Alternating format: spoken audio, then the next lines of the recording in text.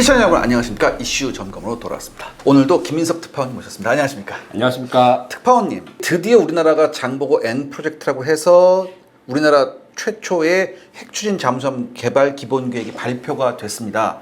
그러니까 우리뿐만 아니라 우리 앞에 선진국들도 어떤 계획을 가지고 그 계획을 구체화하는 데까지는 기본이 한 2, 3년이고 뭐 5년 이후에 이렇게 하는 경우도 많은데 우리는 지금 어떤 상황이죠? 네. 핵심은 우리가 이제 국가 전체적인 사업으로 이 사업을 그 원자력 잠수함 추진 사업을 진행하겠다는 의지를 표현하는 게 중요한 겁니다. 네네. 2025년 10월 한미 정상회담에서 트럼프 네. 대통령과 이제 이재명 대통령이 핵추진 잠수함 건조에 대해서 이제 합의를 하고 난 다음에 네, 사실, 에이펙에서 했었죠. 사실 7개월 정도 동안 우리 매니아들 입장에서는 되게 답답했습니다. 네. 만들겠다가 합의를 한 다음에 정확하게 뭐가 하는지 정부가 발표를 네, 못했잖아요. 네, 네. 그래서 정부가 이제 어느 정도 기본 계획을 발표해가지고 이번에 공개된 게 바로 장보고 N 프로젝트. 그 N은 넥스트 제너레이션 서브마린, 그 다음에 넥스트 테크놀로지, 그리고 뉴클레어라는 의미가 있는 이런 거라고 설명을 합니다. 첨단 신기술을 사용해서 국내 기술로 핵잠수함을 개발하고 여기서 이제 해외 기술 도입이나 이런 것들은 최대한 배제해서 독자적으로 하겠다라는 게 제일 핵심인 것 같습니다. 그렇군요. 그래서 실전 배치되는 거를 지금 이야기되는 게 그래서 오늘 발표된 걸로 하면 2030년대 중반, 그러니까 앞으로 10년 안에 일본함을 건조를 하고 15년 안에 실전 배치를 하는 게 목표라고 합니다. 그러니까 보통 만약에 15년이라고 하면 이제 너무 늦은 거 아니야 이렇게 하는데 그건 아니잖아요. 번갯불에 콩 구워 먹는 속도라고 할 수 있습니다. 그렇죠. 특히 경쟁 사업이라 할 수 있는 오커스 사업, 그 호주가 이제 핵잠수함을 획득하기 위해서 미국과 영국이 같이 핵잠수함을 만들어 준다는 거, 이것도 우리보다 한 몇 년 빨리 했는데 2040년에 할까 말까 뭐 이러고 있거든요. 브라질의 핵추진 잠수함 사업 요거 같은 경우에는 우리보다 거의 10년 먼저 시작됐는데 2, 3년 정도밖에 시간 차이가 안 납니다. 사실 그래서 어떻게 보면 대한민국이 많이 준비가 돼 있으니까 이런 계획을 세울 수 있었다라고 볼 수가 있는 것이죠. 브라질은 단독입니까? 아니면 브라질도 어떤 나라하고 이제 컨소시엄이 있나요? 브라질 같은 경우에는 컨소시엄이지만 독자적인 부분이 강합니다. 무슨 말이냐고 하면 브라질은 핵 기술은 있었어요. 근데 잠수함 기술이 없었습니다. 그래서 프랑스로부터 재래식 잠수함이라고 하는 스콜펜급 그 기술을 이전받아서 재래식 잠수함 스콜펜급의 그 선체 설계라든가 아니면 안에 들어가는 음파 탐지기 이런 것들은 수입하되 원자로는 100% 국산으로 설계하겠다 합니다. 그래서 어떤 식으로 했냐면 브라질은 우라늄 광산이 있어요. 자기들이 우라늄을 캐고 그리고 농축 우라늄 시설을 새로 만들어서 거기서 핵 연료를 생산을 하고 원자로랑 추진 시스템도 완전히 독자적으로 만드는 이런 계획입니다. 그럼 이제 브라질은 그렇게 됐고 호주는 이제 미국하고 영국하고 이제 합작을 하는 거고 그렇다면 이제 문제는 우리나라인데 어떤 컨소시엄을 다른 나라하고 해야 되나요? 아니면 독자로 하나요? 기본적으로 이제 브라질 방식에 가까운 방식이다라고 할 수 있는데 왜냐하면 지금 저농축 우라늄을 선택하기로 했거든요. LEU, HU라고 하는데 몇 프로짜리인가요? 그건 아직 정확하게 이야기는 하지만 추정치로 이야기하자면 대략 프랑스라든가 브라질 사례를 생각하면 20% 내외 이렇게 합니다. 요건 정도만 해도 20년 동안 운영할 수 있다고 해요. 다만 이제 고농축이 아니라서 불만을 가신 분들 꽤 계실 거라고 생각을 하는데 일단 설명을 드리자면 고농축 우라늄을 사용하는 원자로를 하는 거는 이제 오커스 호주 방식인데 호주에서 건조하거나 생산한 게 아무것도 없어요. 호주는 우라늄은 나오거든요. 그렇죠. 워낙 땅이 무진장하니까. 대한민국의 그 원자력 발전소도 이제 호주에서 우라늄을 수입해요. 근데 그 우라늄 원료만 호주산이고 그 원료를 가공해서 농축하는 거 다 미국에서 하고 설계랑 이런 거는 이제 영국에서 하고 건조도 외국에서 하는 걸 들여와서 진짜 원료 하나 빼고는 다 호주산이 하나도 없습니다. 그렇군요. 브라질과 유사하다는데 해서 협상을 한다는데 우리는 우라늄을 산지가 없으니까 우라늄은 수입을 하고 그 수입해서 농축하는 과정, 그 다음에 원자로를 만들고 잠수함을 만드는 과정. 잠수함은 도산함청함 KSS-3가 있으니까 그걸로 해서 만들겠다는 것이기 때문에 브라질 플러스 알파 방법이라고 하는 게 정확하다고 할 수 있죠. 근데 이제 추진이 되지 않습니까? 그렇게 되면은 우리가 굉장히 많은 일자리가 생긴다라는 얘기도 있고 그리고 이게 궁극적으로는 이게 군사기술뿐만 아니라 우리 국가 산업 역량에도 굉장한 파급력이 미친다고 하거든요. 어떻게 생각하세요? 여기에 대해서 사실 부정적인 여론도 있습니다. 미국이 핵잠수함을 지원해주면 우리가 돈을 쓸 필요 없는데 수십조 원을 낭비한다. 솔직히 이런 분도 계세요. 근데 국내 산업이라든가 개발했을 때 개발비만 이렇게 보시지 마시고 산업 파급 효과를 보셔야 됩니다.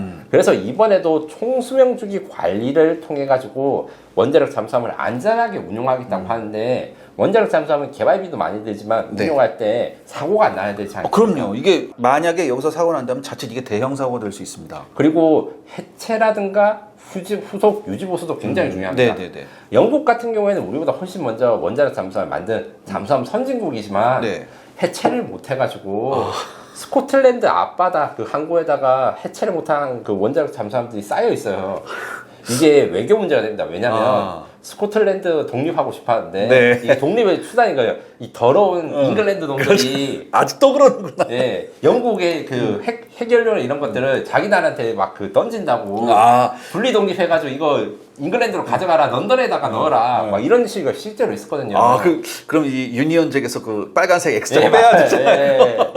그런 것들을 이슈가 있기 때문에 만들기 전부터 이제 운용과 정비, 해체에 이르기까지 전 과정을 총수명주의 관리 관점에서 관리해서 안전하게 운용했다. 그리고 그 과정에서 생기는 추가적인 고용이라든가 이런 것들이 약 4만 개 이상, 40여 년 정도의 그 일자리들이 생기는데 부정적으로 보면 이거 미국한테 기대했으면 그걸 안 써도 되는 거잖아요. 네. 하지만 국내 원자력 산업의 발전을 생산적으로 하기 위한 선택이라고 생각하시면 될 것 같습니다. 그럼 우리가 대신 영국 것도 해체해 줄 수 있어요? 나중에 되면? 그거는 네. 해체하고 나서 이제 묻어버리는 게 우리나라 보고 할 거기 때문에 약간은 좀 어려운 게 있습니다. 하나만 더 여쭤볼게요. 영국은 사실 그 과학 선진국, 뭐 산업혁명이 시작된 나라고 굉장한 그 과학 선진국인데 왜 영국은 이걸 못해요?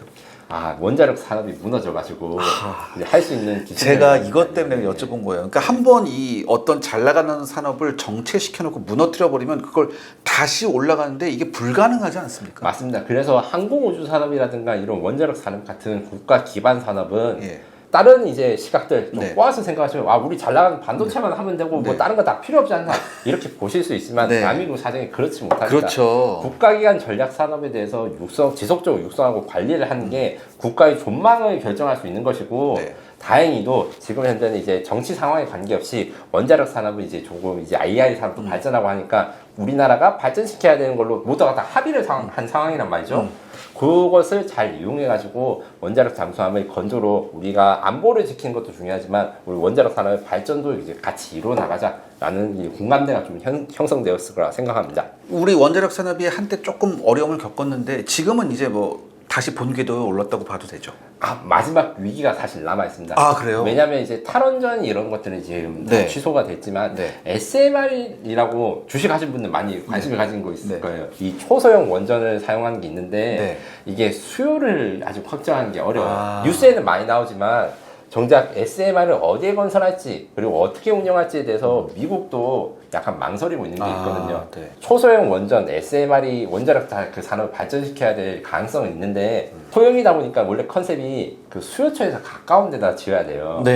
그러니까 전력이 많이 들어간 대도시나 그러니까 이거 AI 데이터 센터 바로 옆에다가 이 SMR을 짓고 이런 건데 이게 또 님비 현상이 일어나겠죠? 그래가지고 이제 사막 같은 데다가 이제 지어야 되나 이런 이야기도 있습니다.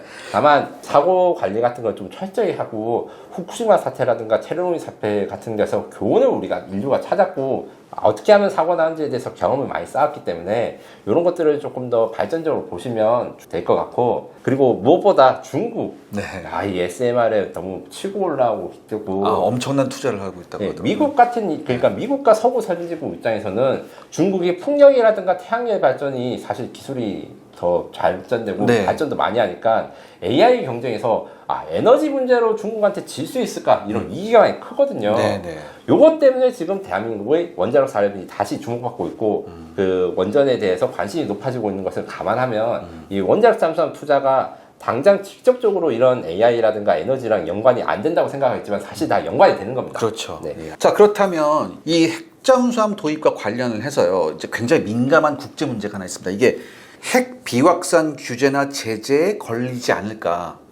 우린 또 NPT에 이제 가입하고 있는 나라기 때문에 규제에 대한 안전장치나 외교적 문제 이런 것도 좀 슬슬 얘기가 나올 것 같거든요. 어떻게 보십니까? 이번에 확실히 발표를 할 것으로 보이고 대한민국은 사실 비핵화 선언을 한 나라로서 지금까지 IAEA라든가 NPT를 아주 모범적으로 지켜온 나라입니다. 그렇죠. 가장 모범생 중에 하나입니다.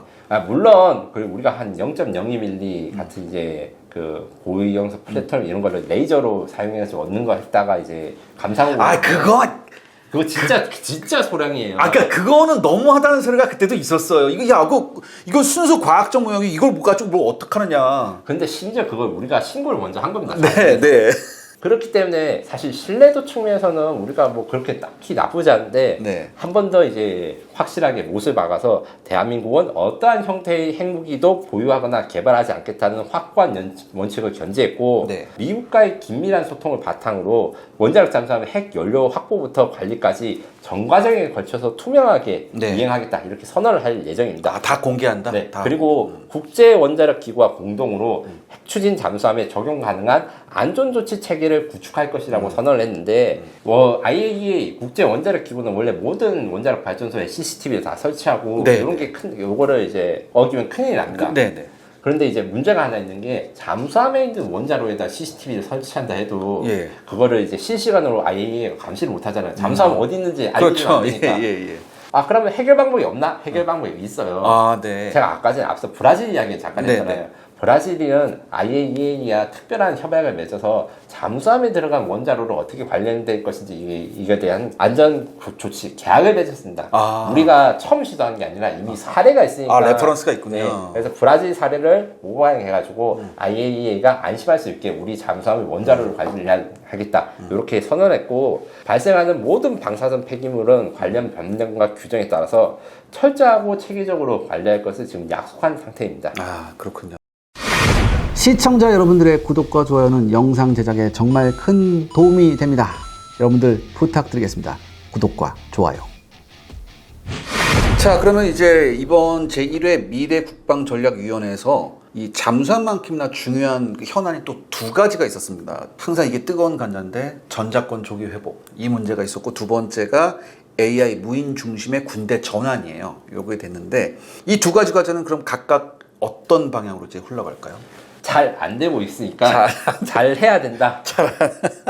어떤 점이 안 되고 있습니까? 네. 솔직히 말해가지고 지금 다 전자권 전환은 이제 정치적인 걸 제외하고 지금 스케줄이 처음으로 확정됐습니다. 네. 특히 또 트럼프 입장에서는 네. 전시작전권을 미국이 가진 것에 대해서 부담을 느끼고 있기 때문에 네. 협의가 잘 되어서 구체적인 일정, 그러니까 2028년 이후라는 그 언급이 처음 나왔어요. 네. 이 목표 시점이 원래 못 박지 않았다가 이제 못을 박았는데 여기에 대해서 논란이 있을 수 있고 저는 이제 찬성론 반대론 다 이제 이해합니다. 네. 다만 지금 당장 전자권이 지연이 되거나 아니면 연기가 된다고 하더라도 이게 언제까지 미룰 수 없고 특히 트럼프 이후에 그 미국 정부가 새로 이제 정권이 바뀐다고 하더라도 한국이 스스로 우리나라 안보를 자기가 책임져야 된다는 요구는 줄어들기 어려울 것 같아요. 그렇죠. 이 관점에서 우리가 지금 나오고 있는 원자력 잠수함으로 전략적인 능력을 가지고 그 다음에 AI가 무인 시스템 중심의 군대로 저출산에 대응해서 독자적으로 전시작전권을 만들자라는 선언이 나왔지만 아직 갈 길이 멀은 건 맞습니다. 네. 갈 길이 멀어서 열심히 하겠다는 게 이번 발표인데 그 밀리터리에 좀 잘 모르신 분들은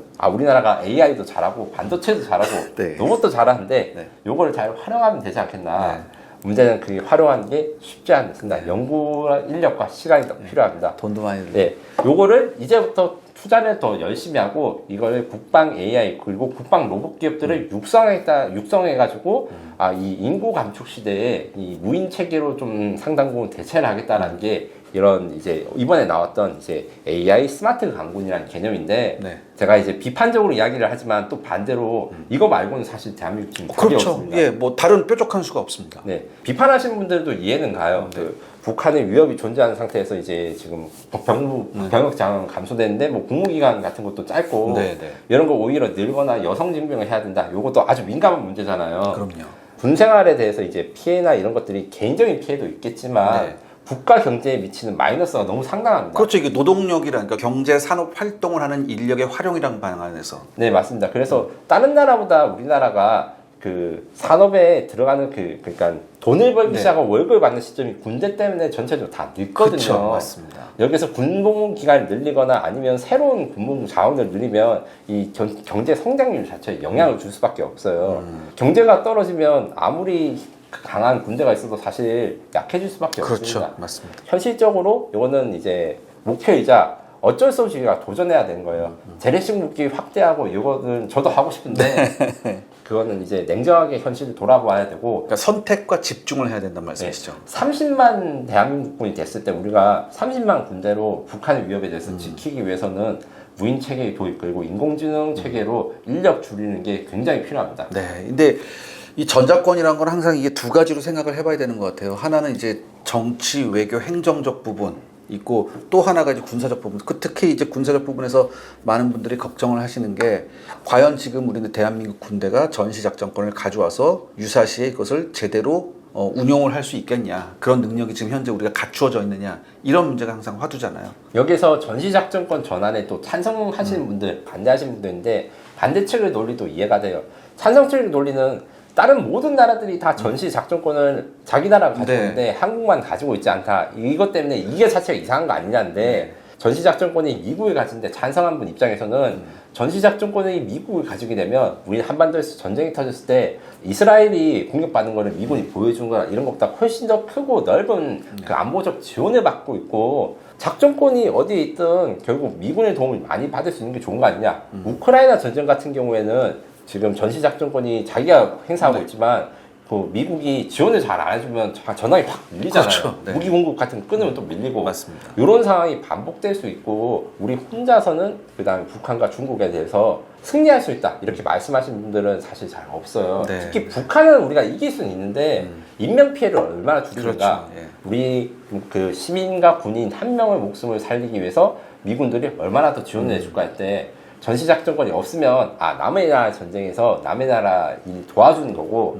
전시작전권이 있으면 자기 전쟁이 된다. 같이 싸우는 예. 거. 예. 요것 때문에 반대가 많은데 사실 미군 자체가 지금 상황 트럼프 행정부의 그 입장을 하면 전시작전권이 있어도 성실하게 안 할 가능성이 예. 그래서 이제 하고 싶은 사람이 해야지 이거 좀 도와주는데 그게 현실적으로 좀 줄어들고 있기 때문에 네. 어쩔 수 없이 전시작전권은 준비를 하고 환수를 해야 되는 게 사실이다. 다만 이제 이 AI랑 무인 체계로 줄어든 병력만큼 전투력을 보존할 수 있느냐 여기는 앞으로의 기술 발달과 테스트가 많이 필요한데 저는 아직 불안한 게 있습니다. 뭐 네. 드론이라든가 이런 신무기 체계 만들고 있는 건 많은데 비싼 게 하나 있고 네. 검증이 어려운 게 하나 있습니다. 뭔가요? 네, 우리가 이제 신무기 체계 같은 거를 이제 네.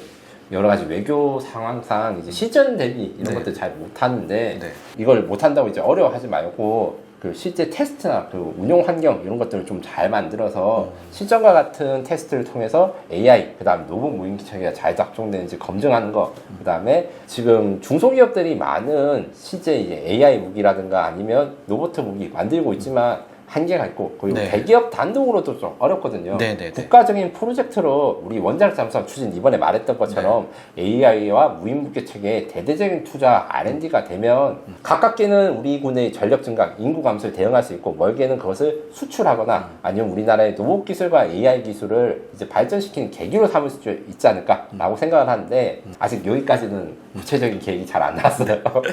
자, 그럼 이제 마지막으로 특파원 제가 이걸 여쭤보겠습니다. 지금 말씀하신 대로 돈 들어갈 때가 굉장히 많습니다. 네. 근데 돈 들어갈 때 굉장히 많은데 이런 뭐 전력 강화 사업, 이런저런 전력 강화 사업 때문에 저희가 지난번에 한번 얘기했었던 KF-21의 양산 배치가 4년 정도 수년된다. 수년 될지도 모른다. 그런 이제 검토하고 있다는 얘기가 나왔었잖아요. 근데 당시 그 얘기가 나왔을 때 가장 주된 이유 하나가 바로 이 원자력 잠수함 사업을 하려면 돈이 너무 많이 들어가니까 불가피하다 이렇게 됐거든요. 자, 이거 밸런스를 어떻게 맞춰야 될까요? 저는 과거의 사례가 있다고 생각합니다. 네. 그 1990년대 후반 KFP라서 우리 KF-16 그 원래는 120대를 그 생산하기 했는데 네. 140대, 20대 추가 생산된 사건이 있었습니다. 네. 무슨 사건이었냐? 그때도 이제 지금이랑 비슷했어요. 근데 지금보다 상황이 훨씬 더 안 좋았습니다. 그렇죠. 네. IMF가 오고 경제 네. 상황이 안 좋은데 네. 카이 그 당시엔 삼성항공에서 삼성항공. 막 이제 발명된 통합법인이라고 네. 했었는데 한국 항공 우주 산업이 생산 능력을 하려면 T50 생산을 기다려야 되는데 그때까지 일감이 없이 놀아야 되는 거예요. 그래서 이제 당시에 어떻게 결정했냐면 국방 예산 이외에 산업통상자원부 예산을 활용해가지고 KF-16을 20대 추가 생산했거든요. 별도의 예산으로? 네, 추가 국방 예산에서 따로 그 네. 플러스를 해가지고. 네네네. 원자력 잠수함도 이제 국책 예산 그리고 우리나라 원자력 산업의 발전을 생각하는 만큼 이 연구개발이나 이런 거에서 이제 학계라든가 산업계의 이런 것도 예산을 좀 확보하는 방법이 있을 수 있고 이게 또 원자력 잠수함에 들어간 LEU 그러니까 전홍축 우란을 넣는 이것도 좀 이게 단서가 될 수 있어요. 무슨 말이냐면 SMR이라고 하는 건 사실은 실제로 이게 스몰 뉴클리어 리액터 소형 원전이라는데 잠수함에 들어가는 원전이 더 작습니다. 아, 그렇죠. 훨씬 작죠. 예. 그래서 SMR보다 더 작은 원자로를 만드는 게 그 원자력 잠수함 사업이고 거꾸로 이야기하면 SMR과 관계가 굉장히 깊어요. 원자력 잠수함을 만들 수 있으면 SMR도 만들어지고 원자력 잠수함의 그 원자로 특징이 지상과 다르게 하나의 통째 모듈로 해가지고 구역으로 되거든요. 아, 네. 그게 SMR 개념과 아주 맞닿아 있습니다. 그럼요. 그 잠수함도 굉장히 그 밀폐된 구역에 딱 넣는 컴팩트하게 넣어야 되니까. 그래서 요걸 좀 감안해가지고 우리 원자력 산업의 지능이라는 걸 생각해서 이제 산업 쪽에서 원자력 예산이나 이런 것들을 합하고 산학연, 그다음 군이 함께하는 걸로 좀 프로젝트를 해서 추가적인 방향으로 예산 획득이 좀 돼야 되지 않을까 이렇게 조심스럽게 말씀드립니다. 오늘 이 방송을 좀 정부 관계자들께서 좀 보시고 우리 김석 특파원님께서 좀 지적하신 부분 좀 다시 한번 깊게 좀 생각을 해주셨으면 좋겠습니다. 이러면 사실은 산업통상자원부 유튜브 좋아하시는 분들이나 관련 분들은 저 김석 기자 또 우리 맞춤하다 이런데 산업 파급 효과라는 게 굉장히 중요하다. 이걸 한번 말씀드리는 거라는 걸 이해해 주셨으면 좋겠어요. 알겠습니다. 오늘도 전 매번 느끼는 게 우리 김석 특파원님 나오실 때마다 정말 좋은 말씀 많이 해주시군요. 이 좋은 말씀이 현실화가 좀 되었으면 좋겠습니다. 오늘도 나와주셔서 정말 감사합니다. 감사합니다. 네, 저희는 다음 시간에 또 재미있는 내용으로 돌아오겠습니다. 감사합니다. 감사합니다.